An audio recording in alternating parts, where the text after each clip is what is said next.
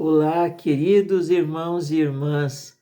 Já estamos no dia 8 de setembro e aqui nos reunimos para meditar e rezar a palavra de Deus. Muito obrigado pela sua sintonia, muito obrigado pela companhia de cada dia, muito obrigado por estarmos unidos na fé, no amor e na esperança, escutando a palavra de Deus. Estamos em setembro, é mês da Bíblia, essa palavra que é nosso alimento, que nos fortalece e sustenta, é a luz que ilumina a nossa jornada, é aquela seta, aquela direção correta que nos coloca nos passos de Jesus. Muito obrigado mesmo de coração. Nós celebramos no dia 8 o nascimento de Nossa Senhora, o nascimento de Maria. Somente Jesus e João Batista e ela têm a celebração do nascimento. Os demais santos são sempre celebrados na sua morte, para mostrar o quão importantes são João Batista e Maria na história da salvação. Na Bíblia nós não temos nenhuma referência, porque Maria começa a ser mencionada a partir da experiência do anjo, a partir da narrativa da sua gravidez.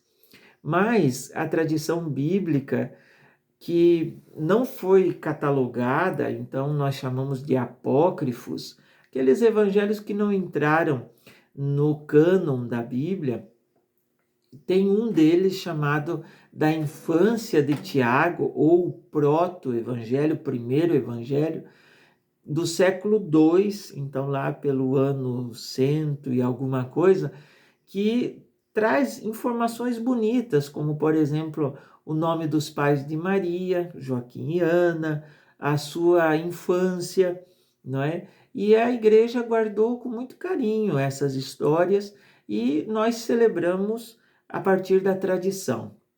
Alguns dizem que esta festa litúrgica está relacionada à dedicação da igreja de Santana em Jerusalém, onde teria sido a casa de Joaquim e Ana. Independente disso, nós queremos agradecer a Deus por ter nos dado Maria e ela ser o canal que nos trouxe Jesus. Pelo sim dela, Jesus veio para nos redimir e nos salvar. E o texto que nós temos, que a Mãe Igreja nos oferece, é a genealogia de Jesus, que conforme Mateus está no capítulo 1, dos versículos 1 a 23. É um texto longo.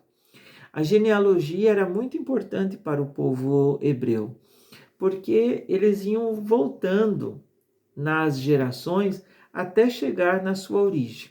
Mateus coloca essa origem de Jesus em Abraão, para lembrar que Jesus é o cumprimento daquela promessa feita a Abraão de que a sua descendência seria imensa, maior do que as areias da praia e incontável do que as estrelas do céu.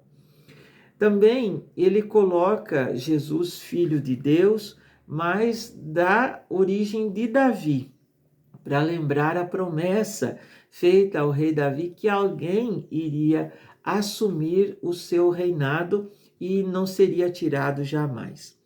E numa terceira parte dessa genealogia, que é marcada por 3 vezes 14, o 3 para lembrar a divindade de Cristo e o 14, 7 mais 7 para lembrar a perfeição. Essa contagem, ela é coroada, ela tem o seu ponto alto no durante o exílio e no depois do exílio. São os 3 momentos estruturantes. Mas, mais do que isso, essa genealogia na comunidade de Mateus é para lembrar 2 coisas. Que Deus entra na história, e aí nós podemos e devemos entender que não dá mais para separar fé e vida, porque Deus está misturado na vida, está agindo na vida, ele age a partir dos sinais dos tempos, e por isso precisamos estar bem atentos. E não é mais agora uma história apenas de um povo, mas é aberto para a humanidade inteira. A humanidade inteira é o endereço da salvação. Ninguém mais fica fora. Nessa genealogia, queridos amigos, existem 5 mulheres. Também não era comum isso, para mostrar que Deus é sempre surpreendente. E eu lembro muito da frase do Papa Francisco em 2013, na Basílica de Aparecida, que ele dizia: se deixem surpreender por Deus. Deus é sempre surpreendente.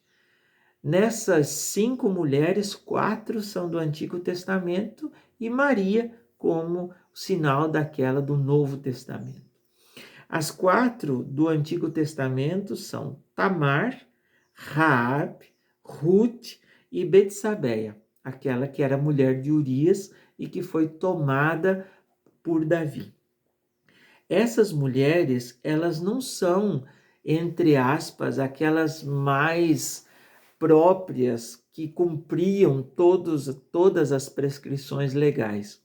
Inclusive, por exemplo, Ruth era moabita e é estrangeira. Então, são estrangeiras, são prostitutas, são mulheres valentes, batalhadoras. Desde aí já mostra como que Deus vai agindo de um modo totalmente diferente. Por isso, a importância e o valor das mulheres no ministério de Jesus, no movimento de Jesus, na nossa vida e na vida da comunidade. E Maria, aquela que disse sim, então é a tomada por Deus, é a Imaculada, que foi preparada desde os tempos incontáveis para que na plenitude dos tempos ela acolhesse o mistério da salvação conforme como fora a vontade de Deus. Essa grande mulher, que é uma menina simples, lá de uma cidadezinha bem pequenininha, é aquela que se entrega toda a Deus e se torna a primeira discípula de Jesus. E é ela que nós lembramos o nascimento no dia de hoje. Então, com ela está José. Maria e José vão dar de verdade a apropriação de Jesus da história. É a partir do pai e da mãe que Jesus se apropria da história daquele povo, não só para salvar aquele povo, mas toda a humanidade.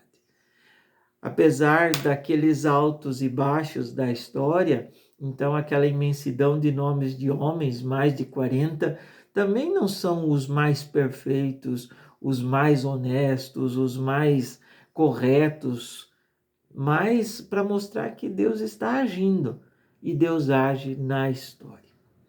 Assim sendo, meus amigos, este dia, esta celebração nos convida também a louvarmos a Deus pelo nosso nascimento. Nós estamos vivos, a louvarmos a Deus por nossos pais terem nos dado a vida, a louvarmos a Deus pelo dom da vida, que em muitos casos está ameaçada, seja no ventre das mães e seja no constante da vida, porque imaginemos quantas pessoas que passam fome, que passam dificuldades, que são agora atormentadas pelas intempéries, pelas drogas, por tantas realidades tristes. Então vamos louvar a Deus pelo dom da nossa vida, vamos agradecer pelo dom do nosso nascimento. E também vamos fazer uma memória bonita e positiva dos nossos antepassados. Porque assim como todas aquelas gerações contribuíram para o nascimento de Jesus, todas as gerações antes de nós colaboraram para que nós estivéssemos aqui. Se uma daquelas pessoas lá do nosso passado não tivesse existido, provavelmente nós não estaríamos aqui. Então vamos fazer esta bonita memória e agradecer pela nossa história e pelo Deus que age na história da vida do povo, da vida das comunidades e da nossa vida. Fiquem com Deus, queridos amigos, que o exemplo de São José, que não fala nada, mas que é de verdade o justo, aquele que acolhe, protege e cuida da Sagrada Família.